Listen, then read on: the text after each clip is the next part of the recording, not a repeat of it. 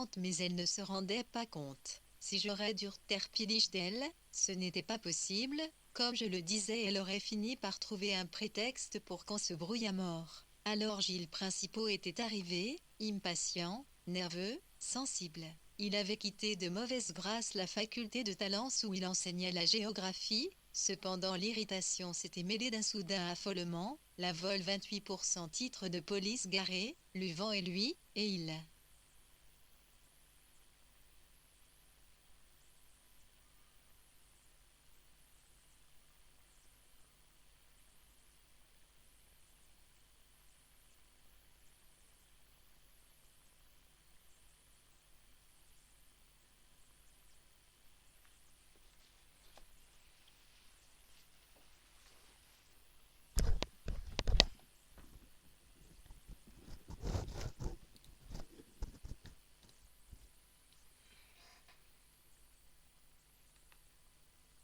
Affolement, la vol 28% titre de police garé, Luvant et lui, et il s'était élancé vers Marline, croyant, dirait-il de manière très convaincante, que sa femme était blessée ou malade. Jamais, dirait-il, il n'avait eu peur pour les enfants, car il aimait sa femme plus que quiconque, oui, plus encore que les enfants pour lesquels il y éprouvait, certes, une immense tendresse. Mais la personne qui suscitait ses plus pénibles inquiétudes et ses plus grands élans d'amour, c'était Marline.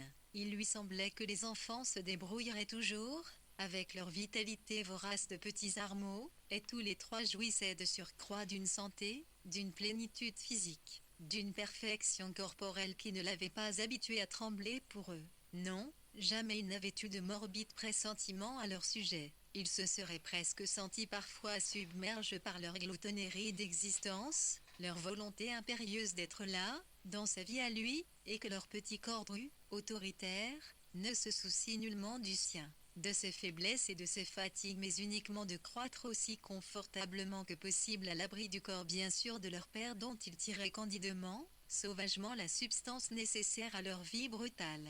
Ces jeunes enfants avaient épuisé Gilles Principaux. Il en désirait d'autres encore pourtant, de nombreux, 5 ou 6 peut-être en tout, mais il ne craignait rien pour eux. Jamais il ne faisait de ces rêves cruels où l'on voit ses enfants en danger. En revanche, il redoutait ce cauchemar fréquent dans lequel Marline agonisait loin de lui. Il le savait mais ne pouvait accourir auprès d'elle et Marline mourrait sans avoir été, une dernière fois, assurée de son amour. Gilles Principaux s'exprimait ainsi, comprenez maîtresse Théane, à coups de belles phrases sincères, de déclarations étranges, parfois gênantes, lui avait PNT en moins le mérite de la franchise quand le visage même de Principaux, souriant, exagérément ouvert, produisait un effet de fausseté non moins gênant. Pourquoi vouliez vous agrandir la famille, lui demanderait-on, alors que vous aviez déjà du mal à vous occuper de 3 enfants, alors que, selon vos propres dires, il vous semblait déjà bien difficile de répartir votre affection, de la donner également à tout ce petit monde. J'en voulais d'autres parce que je sentais profondément que c'était là ce 29 que souhaitait Marline, tondrait, Principaux. À la même question Marline reconnaîtrait qu'elle avait ardemment désiré leur premier enfant, Jason, mais qu'elle aurait préféré qu'il restât seul. Elle n'avait pas osé là, rouer à Gilles ni clairement à elle-même puisque le pacte implicite qui fondait leur union, l'intérêt pour eux, si différents, de vivre ensemble, s'était scellé sur l'ambition de procréer en nombre et avec joie, sans que rien de religieux n'entrât là-dedans. Au contraire, ils étaient athées, venaient de familles sans Dieu et considéraient qu'ils avaient bien le droit à le donner dans une allégresse toute laïque de beaux enfants à la France, ainsi qu'ils aimaient à dire avec humour. Alors Gilles Principaux était arrivé et l'effroi se lisait sur son visage, dirait la policière. La présence de Marline l'avait très brièvement rassurée. Elle était là, assise sur le canapé, pareille à elle-même, ni malade ni blessée ni désespérée, un peu raide et lointaine peut-être, mais Gilles Principaux n'avait pas coutume, quand il rentrait de la fac, d'observer Marline d'un œil si aigu qu'il aurait su distinguer un soir du précédent, une attitude de celle de la veille 29% en restant dans le livre. 3h04 Marline était ainsi généralement, réservée, peu causante. Certains la disaient morne et anxieuse à la fois, de ceux, fort peu nombreux, qui la rencontrait de temps en temps sans pouvoir cependant se prétendre lier d'amitié avec cette femme solitaire parent d'élève. anciens camarades de lycée qu'elle croisait dans la rue parfois. Marlene et Gilles constateraient à haute voix, tous deux ingénument d'accord sur ce point et comme s'ils ne l'avaient jamais remarqué auparavant, que Marlene n'avait pas d'amis. Elle avait pour espèce d'amis ceux de Gilles que ce dernier enviait à la maison pour dîner ou prendre un café, rarement en restant dans le livre. 3h04 il du reste car Gilles, quand il notait rave, il ido pas, aimait être tranquille. Ses amis de Gilles, les seuls que Marlene citerait comme étant vaguement les siens également, se comptaient sur les doigts d'une main. Marlene, d'ailleurs, aurait du mal à se rappeler leur prénom. Elle confondrait même leur sexe, se souvenant d'une certaine Frédéric, collègue de Gilles comme d'un homme, n'ayant de fait aucune mémoire des 2 ou 3 visites de cette Frédéric et mentant comme une enfant lorsqu'on citerait ce prénom. Oui, Frédéric, il est gentil je crois, je l'aimais bien, tant restant dans le livre. 3h03 et ces gens, des amis, principaux semblaient amener chez eux avec réticence dirait de Marlene qu'ils n'avaient guère prêté attention à elle, ils devaient bien l'avouer. Elle était si effacée aimable et terne, formellement accueillante, avec ce regard versatile, tourmenté qui poussait à détourner les yeux des siens. Elle embarrassait, on ne savait trop que lui dire et les questions qu'on lui posait par politesse n'offraient pas de rebond. Elle répondait scrupuleusement, sans retourner la question. Indifférente ou mal à l'aise 29-0 temps restant dans le livre. 3h03 avoueraient qu'ils avaient mis du temps avant de comprendre que la Marlene de leurs années d'études et celle de l'atroce fait divers étaient la même personne. Les anciens collègues de Marlene tiendraient des propos équivalents. Elle n'avait travaillé que 8 mois dans ce collège de Pauillac mais ils avaient eu d'assez nombreuses occasions de bavarder avec elle et d'entendre ce que disaient les élèves à son sujet pour établir qu'elle était une personne sympathique et une enseignante épatante. Aussi n'avait-il pas réussi, eux non plus, à établir le lien entre leur ancienne collègue et la monstrueuse héroïne du fait divers avant que ces raïnes détails ne les oblige à comprendre. Marlene Principaux avait quitté le collège de Pauillac à l'époque de sa première grossesse. Elle n'y était pas revenue. Par un courriel d'un enthousiasme comique ironique peut-être forcé quand on la connaissait, mais la connaissait-on se demandait maître Suzanne, visage crispé, cœur fou. Marlene avait informé 3 ou 4 professeurs de la naissance de Jason, de son propre désir de se consacrer tout entière au premier pas dans la vie de ce merveilleux petit gars, puis elle avait coupé court. Hier ils avaient souhaité faire un cadeau, aller la voir, fêter d'une manière ou d'une autre l'événement. Elle n'y avait pas consenti. Elle avait éludé, ajourné, enfin cessé de répondre. Ils en avaient conclu, non sans déception, qu'elle souhaitait être tranquille. Ils l'avaient oublié, non sans décession. Tout, quoiqu'ils ne fussent guère nombreux en vérité, s'était froissé de ce retrait. De toute évidence elle ne voulait plus rien avoir à faire avec nous, dirait une professeure d'anglais. Nous n'avons 111 mois pas compris peux-tu quelle raison puisque nous avions d'excellentes relations avec Marlene. Il conclurait, plus tard, à la responsabilité de Gilles Principaux dans cet éloignement. N'était-ce pas injuste car Principaux aurait une toute autre version des faits. Il soutiendrait avoir poussé Marlene à recevoir ses collègues, à leur présenter le bébé, il dirait même s'être senti désemparé et presque humilié, en tant que père de ce bébé, que sa femme refusa obstinément, quoique sans le dire. Inerte et butée, silencieusement, est-ce impossible à mouvoir, de montrer fièrement ce qui est 30 autant restant dans le livre.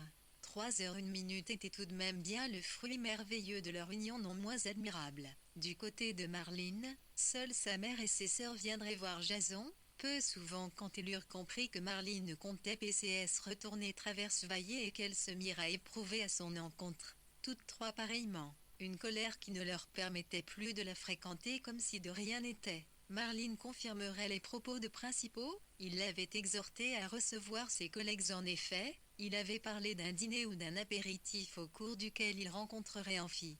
Ces 4 ou 5 professeurs du collège de Pauillac que 30% en restant dans le livre. 3h01 Marlene avait côtoyé et apprécié. Marlene le confirmerait, Principaux lui en avait parlé à plusieurs reprises. Elle n'avait rien dit, rien fait, invité Personne et Principaux avait capitulé, avait oublié me sentait trop lasse, trop fatiguée pour prendre en charge une récession amicale, c'est moi qui aurais tout fait, Gilles avait trop de travail, dirait Marlene. Et puis je pensais qu'au fond il préférait que ça ne se passe pas, je sentais qu'il n'avait que mépris pour mes collègues, qu'il s'ennuyait à Freulcern à la simple perspective de prendre un verre avec 31 jeux. Il aurait été bonne figure et personne ne se serait rendu compte de rien, ce dédain, cet ennui, mais il me semblait plus simple de ne pas nous infliger à tous un petit théâtre d'hypocrisie et de méchanceté camouflée, chez Gilles. Il est plus facile de hainer le rien faire que de s'efforcer de préparer quelque chose qui risque d'être gênant ou décevant ou contrariant. Voilà pourquoi je n'ai rien fait, rien dit, rien répondu. Oh, c'est de ma faute puisque Gilles m'encourageait au contraire à organiser ce qui leur butait profondément. Il prenait sur lui, il croyait me faire plaisir. Mais je le connaissais si bien, il ne savait pas à quel point jamais je n'aurais infligé à mes temps restants dans le livre. 2h59 collègue de Pauillac l'épreuve, le passé sous les fourches codines du jugement sarcastique et muet de Gilles. Oh, c'est de ma faute, Gilles n'y est pour rien, il est ce qu'il est, voilà tout, et je l'ai aimé ainsi, tel qu'il est. Que puis-je lui reprocher sinon de m'avoir amené à le craindre et à l'exécrer? Cependant ne suis-je pas responsable de mon erreur, celle de l'avoir aimé, suivi, d'avoir abdiqué mon jugement au profit du sien, d'avoir pensé que la moindre de mes idées, opinions, inclinations risquait la clause de nullité? Elle riait en disant cela. Non, si Gilles ne la ratifiait pas, c'est de ma faute, dirait Marline, car Gilles se montrait le plus souvent agréable envers moi. Il tâchait de y être avec les enfants malgré ses propres fatigues ou tout au moins me demandait-il si je voulais qu'il m'aide. À quoi je répondais généralement non, mais cela me faisait plaisir et il le savait et n'était pas avare de telles propositions. Au fond, dirait Marline, je n'ai aucun grief contre Gilles. J'en suis venue à me crisper quand je l'entendais rentrer le soir, à redouter ses critiques doucereuses et ses positions très fermes quant à l'éducation de nos enfants et notre mode de vie, la morale qu'il entendait que nous embrassions. Mais je ne l'incrimine pas, je parlais feu, je ne m'exprimais pas clairement. Comment aurait 3100D pu deviner que je ne supportais plus les enfants, que je priais pour que s'ils meurent avec eux dans un accident et que je me retrouve libre et triste, libre et affligé et délivré enfin de son œil ici, du regard de Gilles qui sondait et blâmait quand bien même ses lèvres s'étiraient en un sempiternel sourire. Je ne blâme pas Gilles Principaux, conclurait Marline. J'aimerais ne jamais le revoir, je n'éprouve pour lui ni compassion ni tendresse mais je ne le blâme pas. Il n'a jamais rien fait qu'on puisse définir comme infâme. Il aspirait sincèrement à être une excellente personne, bon père, bon amant. Gilles Principaux n'est pas un pervers et si je suis arrivé à 31% en restant dans le livre. 2h58 laboré, à rêver de sa mort, on de son effacement, de son absence soudaine et définitive dans ma propre existence, j'en accuse ma faiblesse, pas les siennes. Je vous en conjure, dirait Marline, main jointe, paupières tremblantes, ne soyez pas tentés d'associer Gilles Principaux à ma culpabilité, de me dédouaner en partie pour accabler ce malheureux qui, victime d'un sort épouvantable, se devrait en plus d'expliquer, et forcément maladroitement, pourquoi il ne pense pas avoir eu quelque rôle malfaisant dans l'horreur qui le frappe. Non, ni Gilles ni Marline ne s'accuseraient l'un l'autre, ce qui, à ce point, pas 31% en restant dans le livre. 2h58 très suspect, slire-t-on du H-part de Gilles. Pourquoi semblait-il ne pas en vouloir à sa femme criminelle? Vouloir la défendre contre, moralement, l'intérêt de leurs enfants assassinés, vus tuer, 3 innocents. Il semblerait presque sur le point de charger les enfants pour soutenir sa femme, évoquant, quoique de manière vague, elliptique, le caractère difficile de Jason, les colères inexplicables de John, même, une seule et unique fois cependant, et l'égocentrisme de Julia, le bébé, pas plus que Marline envers lui. Gilles Principaux n'avait le critique à lui adresser 31% en restant dans le livre. 2h57 il ne pouvait désavouer sa femme que pour le meurtre, ou l'assassinat, de leurs enfants. Pour le reste il l'aimait et l'estimait, dirait-il. Il n'avait jamais eu de problèmes graves avec Icarline, et, puisque la question ne pourrait être esquivée ou empêchée, toutes deux répondraient d'une même voix, ils avaient eu une vie sexuelle fantastique, pour elle, formidable, pour lui. Ils s'étaient toujours parfaitement entendus sur ce plan-là, ils étaient à la fois joueurs et bienséants et toujours, dirait-il, Alec, eu des désirs de l'autre. Gilles n'avait jamais contraint Marline, Marline n'avait jamais obligé Gilles à quoi que ce fût bien que, selon ses mots, elle lui haït à la fin, qu'elle eût souhaité le voir mourir avec leurs enfants sans faute de sa propre part. souhaitait être libre et innocente alors qu'elle avait fait le choix de se retrouver libre et atrocement coupable. Principaux paraîtrait excessivement loyal envers Marlene, de sorte qu'on l'accuserait de duplicité et d'avoir armé le bras de Marlene à ses propres fins. Maître Suzanne ne le pensait nullement. Il se trouvait simplement, pensait-elle, que la douleur de Principaux avait une forme inhabituelle 32 temps restant dans le livre. 2h56, ses propres douleurs n'avaient-elles pas des formes indiscernables, susceptibles de tromper ceux qui croyaient le mieux la connaître? L'attitude de Principaux choquerait les deux policiers que la vision des enfants morts avait offensés à jamais, car il avait refusé qu'on le protégeât de cette vision, il avait insisté, se serait presque battu, pour aller voir les petits couchés dans la chambre. Puis il avait eu un malaise mais ce n'était pas certain. La policière dirait qu'elle l'avait vu titubère, s'accrocher au banc branle. Son collègue assurerait qu'il trémaille, et resté ferme sur ses jambes et Principaux lui-même ne se souviendrait de rien, laissant entendre que le malaise justement avait provoqué cette amnésie. Mais seule la policière affirmerait que Principaux avait chancelé en découvrant les enfants morts, sur eau dans son propre lit de père de famille qui avait conçu ici même, au cours d'une vie érotique saine et merveilleuse, ces trois petits corps parfaits. Son collègue la contredirait sur ce point et son témoignage, quoique neutre, serait interprété comme une étrange froideur de nouvelles preuves de Principaux. Si bien, remarque maître su 3-2-0 temps restant dans le livre.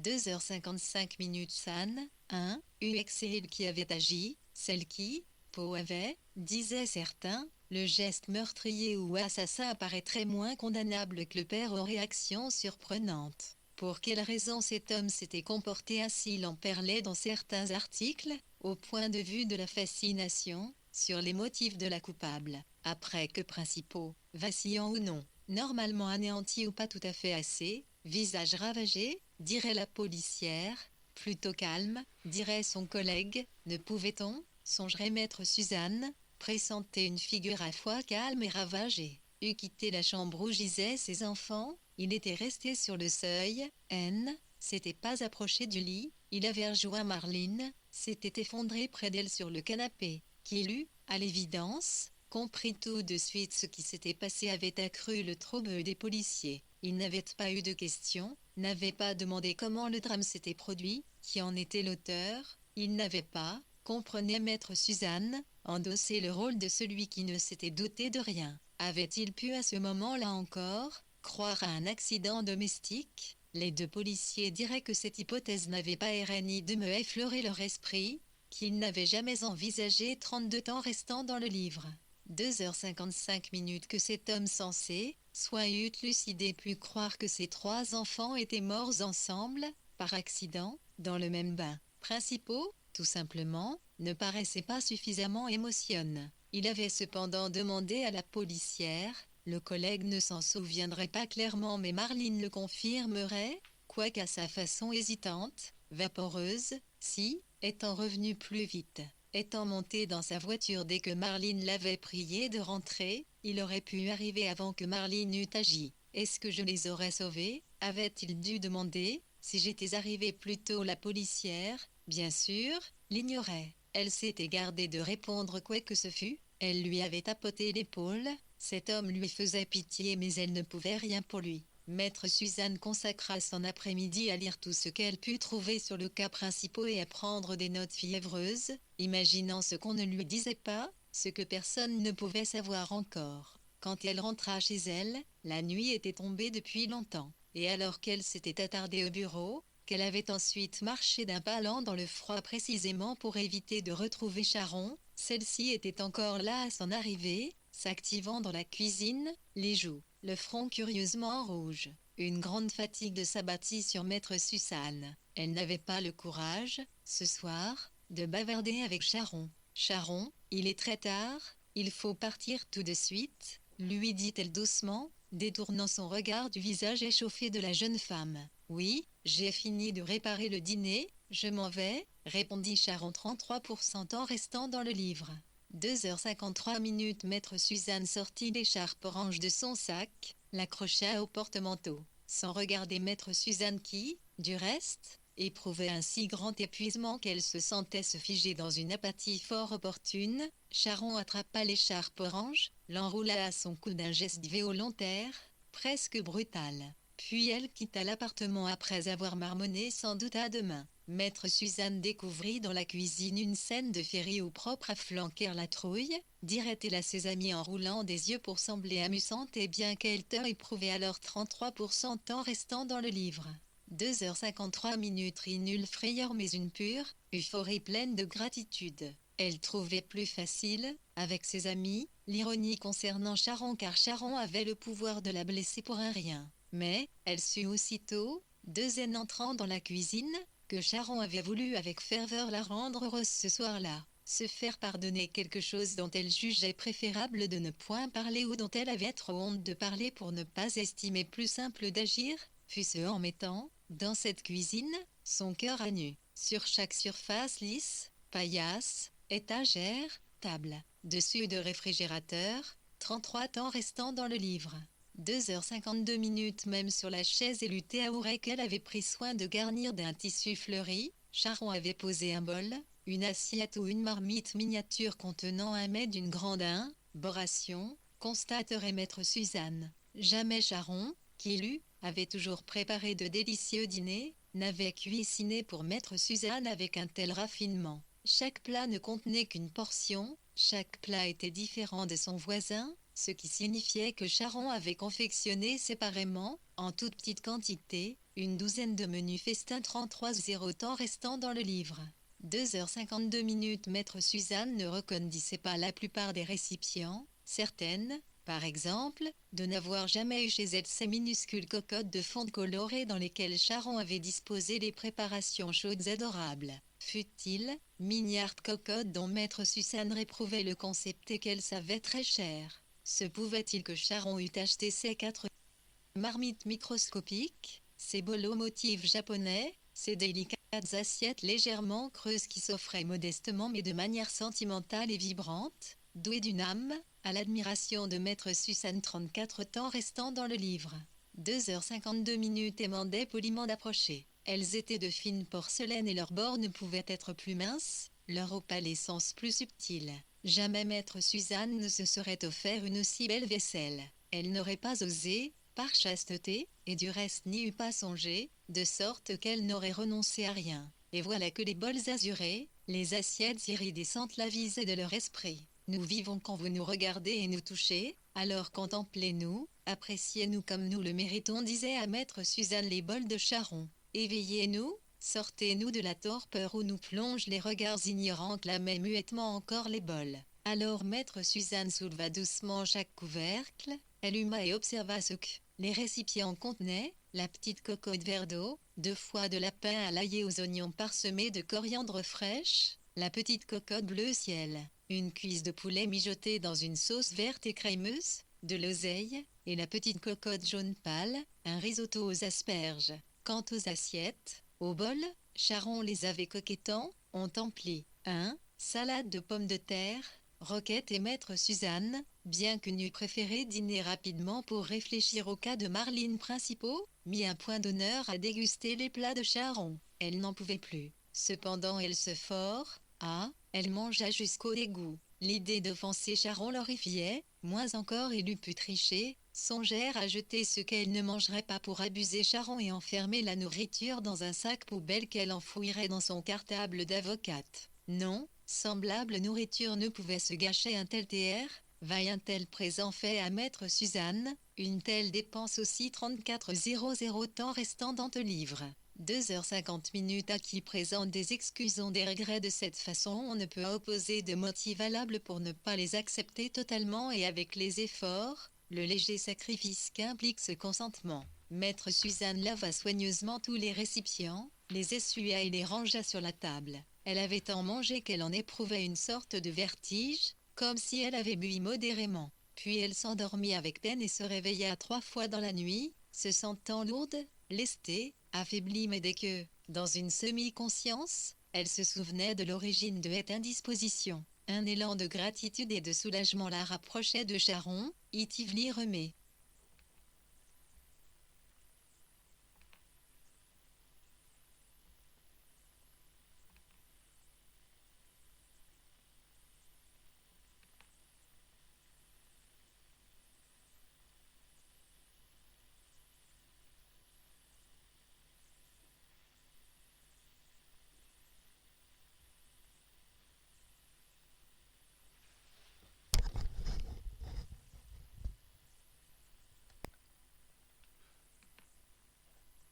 L'origine de cette indisposition, un élan de gratitude et de soulagement, la rapprochait de Charon, Ively remet, sied alors intérieurement, qui, dans la vie d'adulte de maître Suzanne, s'était jamais soucié de lui faire honneur. Même au prix d'une indigestion et d'une nuit éprouvante, c'était de sombres journées de glace et de brume sur Bordeaux. Maître Suzanne tentait de se rappeler le plus précisément possible son après-midi chez les principaux, si tel avait bien été leur nom, lorsqu'elle avait 10 ans et Gilles, s'il s'était bien agi de lui, 14 ou 15 peut-être point, temps restant dans le livre.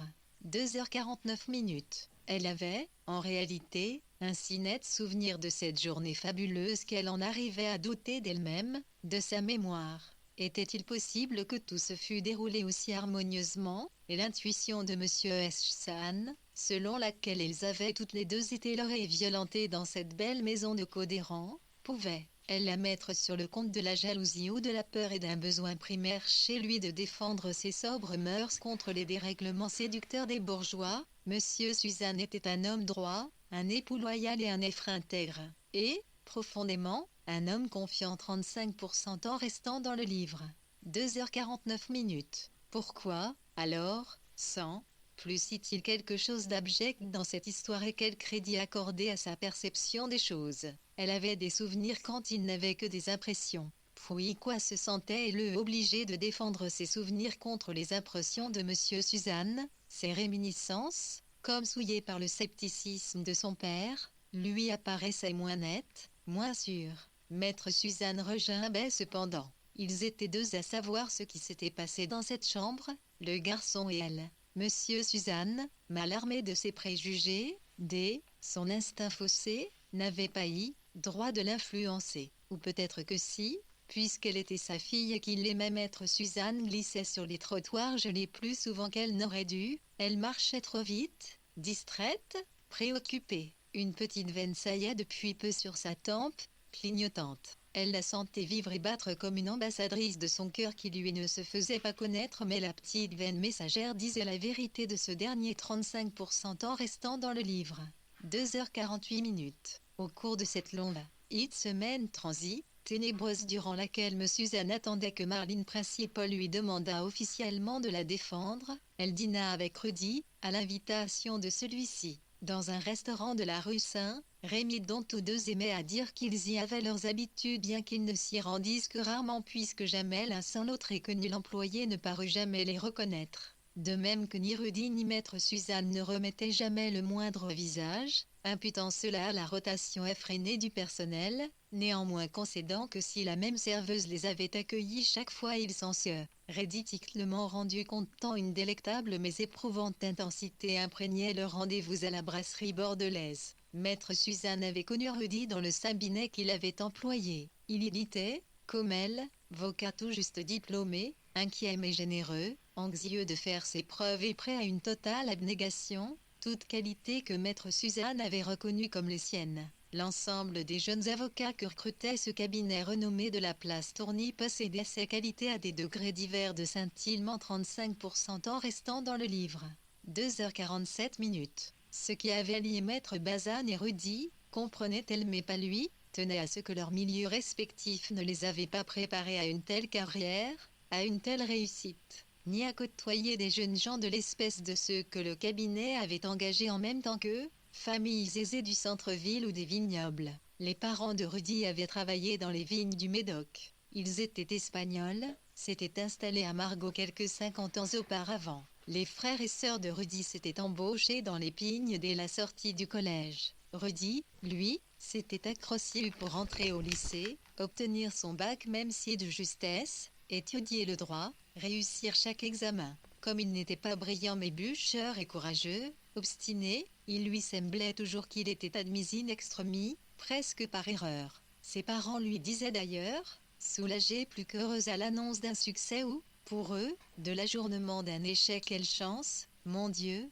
quelle chance! Alors il redoutait la chute, qui se révélerait d'autant à Lourdes que Rudy bravait son destin de fils d'ouvrier aigri. Seul et qu'il convoitait, fût-ce en tremblant, mieux que son dû. Comme il avait tremblé en effet, qu'il fût parvenu au but, muni ou entravé d'une si piètre confiance en ses capacités, voilà qui avait ému maître Suzanne lorsqu'ils s'étaient rencontrés au cabinet, qu'il s'était flairé et senti pareil. C'était du moins ce dont il était persuadé. Rudy s'offensait bêtement d'un amour par affinité de milieu, de conditions. Qu'est-ce que ça change, lui glissait-elle amusée, au premier temps de leur relation, que nous soyons allés l'un vers l'autre parce que nous étions seuls à venir de là où nous venions. Est-ce que 36, temps restant dans le livre. 2h46. F. Nous nous aimons moins bien pour autant, elle ne disait pas à Rudy, et puis quelle importance, l'amour, il suffit de bien s'entendre, de parler, de s'amuser ensemble, non, elle le lui disait pas de point à Rudy voulait aimer absolument. Quelle fatigue parfois. Je t'aime beaucoup, Rudy, ne lui avait jamais dit maître Suzanne, et cette déclaration que tu trouves décevante correspond au plus haut point de mon aptitude à aimer, comme je suis rétive à l'idée d'aimer davantage, comme je ne crois pas, pour moi, à pas mot, fou et comme me rebute, de toute façon, les obligations 36% en restant dans le livre. 2h45, Sommons, d'un semblable amour, soyons d'excellents compagnons, aimons-nous tranquillement et virilement. Mais Rudy était un homme sentimental. Ils avaient vécu ensemble 3 ou 4 ans dans un vieil appartement du quartier Saint-Michel d'où ils se rendaient conjointement, chaque matin, au cabinet, puis maître Suzanne, soulagée, avait accédé à la demande de Rudy d'une séparation provisoire, demande ou prière qu'il avait formulée avec tant de chagrin qu'elle n'avait pas eu le courage, elle l'aimait beaucoup de faire montre d'une peine modérée tout bas, de son allégresse à l'idée d'être enfin seule 360, temps restant dans le livre. 2h45. Elle avait pleuré à lui, des sanglots secs et faux, pensant l'aider puisqu'il voulait partir, croyait ainsi la meurtrir et s'en voulait terriblement de ce qu'il se figurait être l'affliction de maître Suzanne. Elle avait pleuroté cependant que son cœur véritable battait de joie vigoureusement. Elle se sentait néanmoins toujours coupable envers Rudy puisqu'elle l'avait dupé sans le vouloir, mais sans tenter que cela ne fût pas, et qu'elle lui avait donné toutes les raisons de se figurer qu'elle l'aimait à sa manière à lui. Et quand Rudy, atterré de sentir qu'il n'aimait plus maîtresse Anne avec la même passion, qu'il lui découvrait des défauts importants et, sans doute, prit ombrage de la loyale affection qu'elle lui témoignait au lieu de l'amour souverain qu'il lui avait offert, quand Rudy lui annonça avec force précaution qu'il avait envisagé de s'en aller. Elle lui mentit encore par STS larmes et ses propos consternés, pour le ménager songeait-elle puisqu'il avait endossé le rôle du plus sensible des deux. Maître Suzanne, durant son histoire avec Rudy, n'avait cessé de se sentir débitée s'il s'était voué, elle avait rendu bien en deçà. Toujours avait grondé sourdement dans sa conscience elle que Rudy aurait dû comprendre qui elle était et comment 37% en restant dans te ivre 2h44. Elle aimait, et qu'elle avait fait au vu qu'il avait sur l'amour des concessions qu'il aurait refusées, indignée, à la théorie que maître Suzanne s'était construite, elle, de ce que devait être un couple. Mais elle n'y pensait plus guère. Elle était toujours elle, heureuse de revoir Rudy, son plus vieil ami, le plus sûr, le seul, en vérité, à qui elle osait parfois se confier. Son impatience à lui parler des principaux la rendait fébrile cependant qu'il racontait avec une légère tristesse d'amusantes anecdotes au sujet de sa fille de 7 ans. Pour une nuit, A.M. 8000, Suzanne qui venait chercher l'enfant à Bordeaux, l'emmenait à la Réole puis la reconduisait chez son père le lendemain. Maître Suzanne avait lancé l'idée de cet arrangement un jour que Rudy s'était plaint de ne pouvoir s'occuper de l'île à certains soirs, quand il devait rentrer du cabinet après minuit. Mes parents pourraient la garder de temps en temps, si cela t'arrange, avait proposé maître Suzanne spontanément, sachant l'affection que ses parents avaient toujours eue pour Rudy, leur tristesse quand il était parti, leur joie teintée de mélancolie lorsqu'il avait appris que Rudy avait eu un enfant. Roe Ménès restant dans le livre. 2h43.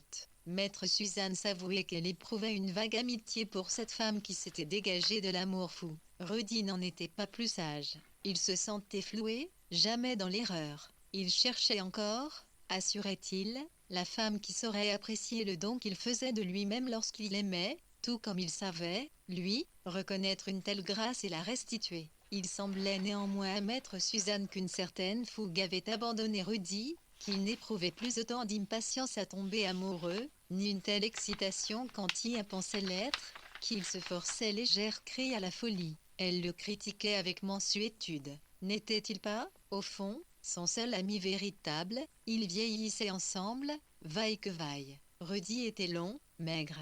Tout en os et tendons, Maître Suzanne était haute et large, une tour majestueuse. Ils avaient formé, selon Madame Suzanne qui s'était difficilement remise de leur séparation, un couple bizarre mais superbe. Quand Rudy eut conclu son récit des menus faits et gestes de Lila, Maître Suzanne se hâta de lui apprendre qu'elle était en froid avec ses parents 38% en restant dans le livre. 2h41. Elle lui avoua même, saisie d'un douloureux effarement, qu'elle avait bloqué le numéro de sa mère. Ce n'est pas le moment, dit-elle, de leur demander de garder Lila. Rudy la fixait sans comprendre. Tu veux dire que t'es brouillé avec eux? Elle se récria, heurtée, que ce n'était pas du tout cela. Puis une idée, soudain tu te souviens de Sharon qui fait le ménage chez moi? Elle pourrait s'occuper de Lila, je pense qu'elle serait d'accord. Mais, dit Rudy, tu es brouillé avec tes parents 38% en restant dans le livre. 2h41. Il semblait brusquement hier si désorienté que Maître Suzanne y répondre avec acrimonie. Elle dit très doucement ce sont eux, tu sais, qui ont décidé de me dire adieu, ou plutôt mon père. Elle put un petit rire il ne consent à me revoir, à me par premier que si je déclare avoir été la victime d'un certain jeune homme il y a 32 ans de cela. Il ne sait rien, il ne voit rien, son imagination est pitoyable, et il veut absolument que j'ai été enjolée et profanée. C'est absurde, c'est obscène et je dois lutter contre mon propre périr ne pas transformer mon souvenir, pour ne pas l'ajuster 38 autant restant dans le livre. 2h40. À ce qu'il se représente. Pourquoi veut-il absolument qu'on ait abusé de moi? Qu'est-ce que cela lui apporterait, dis-moi, de recueillir ma confession au bout de tant d'années? Maître Suzanne rit encore, un peu trop fort selon mon propre jugement. Ô mon cœur impétueux, apaise-toi, ne te dévoile pas ainsi ta confession. Quelle confession? demanda Rudy, ahuri. Je n'ai pas parlé de confession, dit-elle fermement. Mais si, c'est le mot que tu as prononcé, confession. Tu riais mais j'ai bien entendu. 38% en restant dans le livre. 2h40. Accent circonflexe à cet instant Lise suivant Vigny prendre leur commande et Maître Suzanne, soulagée, exténuée, feignit d'hésiter entre différents plats afin de faire durer le moment après lequel il ne paraît plus si naturel de reprendre la conversation au point où on l'avait interrompue. Comme on n'imagine guère possible, se dit-elle, de replonger dans le même mauvais rêve une fois qu'une contingence extérieure nous en a délivré. Et en effet, la serveuse repartit, Rudy revint à Lila, aux joies que lui procurait cette petite fille mais surtout aux difficultés qu'il rencontrait à prendre soin d'elle, et quand Maître Suzanne suggéra de nouveau de faire garder Lila par Sharon. À cet instant la serveuse vint piquer leur commande et Maître Suzanne, soulagée, exténuée, feignit d'hésiter entre différents plats afin de faire durer le moment après lequel il ne paraît plus si naturel de reprendre la conversation au point où on l'avait interrompue. Comme on n'imagine guère possible, se dit-elle,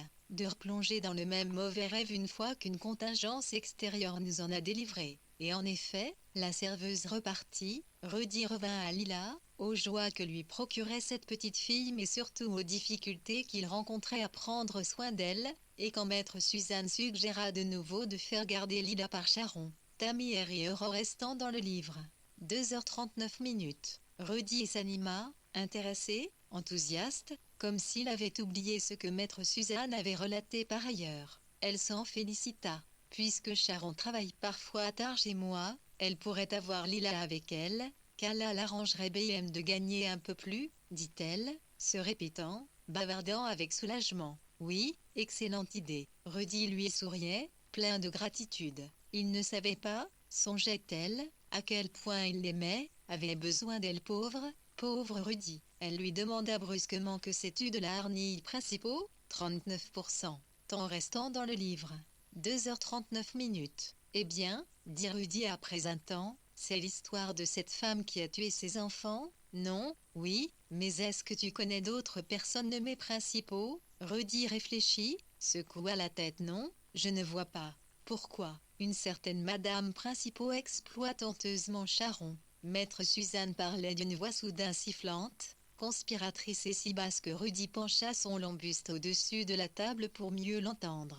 Elle fait travailler Sharon sans aucune morale, elle place, fide de sa vulnérabilité pour la payer quand ça lui chante, 39 temps restant dans le livre.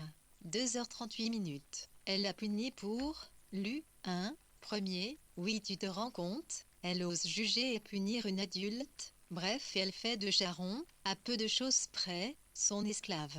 Ah, dit Rudy, qu'est-ce que tu veux faire? La dénoncer J, ne peut pas faire ça, moi non plus je n'emploie pas Sharon légalement puisqu'elle n'est pas encore en règle, j'y travaille, tu sais. Mais, vois-tu, l'idée que cette principaux profite de la situation, je ne peux pas le supporter.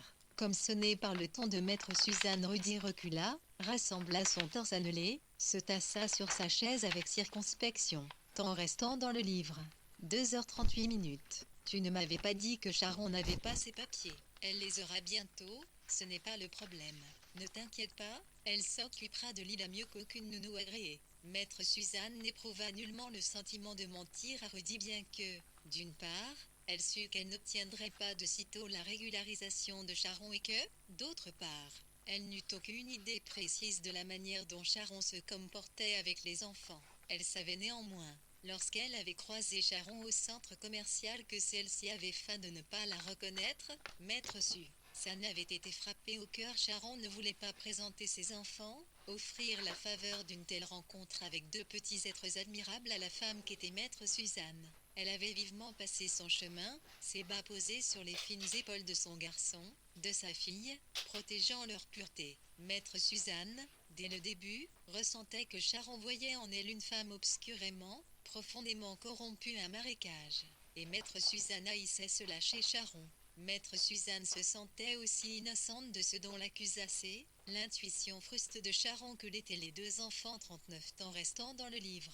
2h37 minutes. Gracieux, amène, subtil sur les épaules desquelles Sharon avait fait descendre avec ostentation son bras protecteur et puritain. C'était ce bras, pensait Maître Suzanne avec colère, le poids édifiant de ce bras qui viciait les cœurs francs des enfants. Que penserait-il de Maître Suzanne le jour où il la rencontrerait, puisque cela ne pourrait manquer d'arriver, et qu'il se rappellerait peut-être avoir croisé cette femme au centre commercial.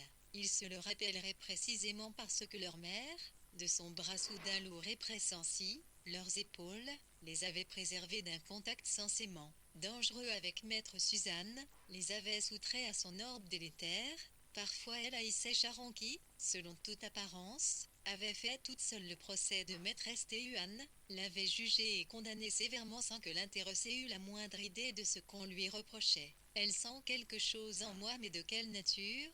Je ne suis pas propre à ses yeux, mais, mon Dieu, qu'ai-je fait qui m'aurait souillé au point que Sharon le renifle? Une émanation de ma peau, de mes cheveux, de mon regard peut-être. Et me vaut de ce fait une détestation pleine d'icrainte et de répugnance 40%. Oh oui, Maître Suzanne éprouvait parfois envers Sharon une véritable haine pour être, par la jeune femme, aussi injustement évaluée. Seul un sens héroïque de l'honneur professionnel l'avait empêché de tout envoyer promener, de mettre Sharon à la porte, de détruire le dossier famille Sharon et d'oublier définitivement ces gens-là. Elle était pourtant sincère dans son indignation devant Rudy, la pensée d'une principaux ou de quelque autre faisant violence à Sharon la plongeait dans une rage qu'elle n'avait jamais ressentie pour son propre cas. Elle tendit la main vers celle des Rudy, on se la posa dans la sienne. Ils étaient amis pour toujours. Je veux rendre justice à Sharon, lui murmura-t-elle, et à Marlene également. Mais je ne les aime pas comme je ne les aime. PTS plus tard, alors que la serveuse leur avait apporté leur steak tartare, Maître Suzanne décrivit à Rudy le festin que lui avait offert Sharon, la joie que ses mains lui avaient procurée. Elle le regretta aussitôt, comme l'expression d'une intimité, d'un fort intérieur que même Rudy, son seul ami véritable, n'avait pas à connaître. Toutefois il ne commenta pas ce récit 40 temps restant dans le livre. 2h35 minutes. Mais Sharon continuait probable notamment de se rendre chez ses autres dames et Maître Suzanne ne le lui reprochait pas maintenant qu'elle savait que Sharon savait qu'elle savait. Maître Suzanne ne pensa pas un instant à réduire le salaire qu'elle versait à Sharon au prétexte que celle Francis s'éclipsait durant plusieurs heures de son lieu de travail puisque cela ne changeait rien à l'état de perfection ménagère dans lequel Sharon laissait l'appartement. Elle ne lui posa qu'une question, d'une voix aussi débonnaire que possible. Cette Madame Principaux, Sharon, quel est son adresse? Et Madame Pujol, en restant dans le livre. 2h34 minutes, ajouta-t-elle hâtivement, ou elle, comme elle se moquait de Madame Pujol, même des vilainies de Madame Pujol, il lui semblait pouvoir pardonner plus aisément les pires bassesses de M.M. Pujol envers sa bonne que les menues saloperies d'une Principaux. Mais, de son hautement, elle ne voulait pas que Sharon se rendît compte. Je préfère l'écrire, murmura Sharon. Elle détournait sa fière petite tête au perché sur son cou frêle et ses cheveux longs, lisses, souples que contraignaient difficilement les oreilles minuscules, et Sharon avait ce qu'adorait surprendre maître Suzanne. Les ongles laquitants restant dans le livre. 2h34 minutes. Fendait la chevelure poilarde, mère sa place, à l'arrière des oreilles exquises, et la trace persistante de ce geste comme des sillons dans une terre noire. Maître Suzanne et Sharon se tenaient dans la cuisine. Le soleil froid doucement les 4 petites cocottes de fonte chatoyantes que maître Suzanne avait choisi de disposer sur une étagère, bien en vue. Sharon arracha un morceau d'essuie-tout et maître Suzanne courut jusqu'à son sac pour en extraire un stylo. Plus tard, lorsque Sharon fut partie, maître Suzanne déplia le bout de papier que Sharon avait plié en principe. Berlan Coca 5632 Lille, 30 rue Rosa Bonheur. La neige tombait chaque nuit, fondait au matin puis le grand froid revenait et congelait le sale des trottoirs. Une prostration cotonneuse envahit Bordeaux, toutes intentions, semblait-il, en suspens. Maître Suzanne attendait toujours un signe de Marline Principaux qu'elle considérait déjà indûment, imprudemment, comme sa cliente. Avec peine, à tout petit pas dérapant, elle marcha jusqu'à 2 places Pébert 41% en restant dans le livre. 2h33 minutes.